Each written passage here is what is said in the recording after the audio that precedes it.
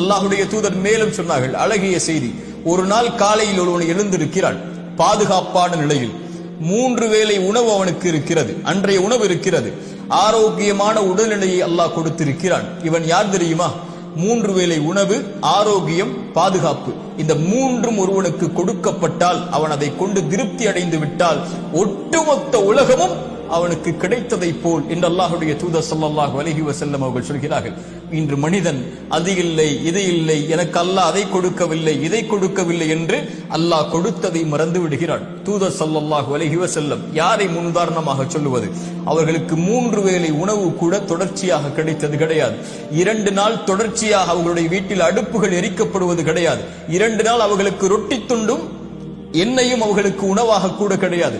பசிக்காக வயிற்றில் 2 கல்லை சுமந்து அந்த பசியை கட்டுப்படுத்தி வைத்திருந்தவர்கள். அல்லாஹ்வுடைய தூதர் ஸல்லல்லாஹு அலைஹி வஸல்லமுடைய வாழ்க்கை இப்படி வறுமையிலும் ஏழ்மையிலும் பசியிலும் இருந்தாலும் இரவு ஆனால் சொல்லுவார்கள், யா அல்லாஹ், எனக்கு உணவளித்தாய் நன்றி, எனக்கு தண்ணீரை கொடுத்தாய் நன்றி, பாதுகாப்பை கொடுத்தாய் நன்றி. எத்தனையோ மக்கள் உணவில்லாமல் தாகத்தில் பாதுகாப்பில்லாமல் தவித்துக் கொண்டிருக்கும் போது எனக்கு இதை நீ கொடுத்ததற்கு நன்றி யா அல்லாஹ் என்று அல்லாஹ்வை நிறைவுபட வாழ்ந்தார்கள்.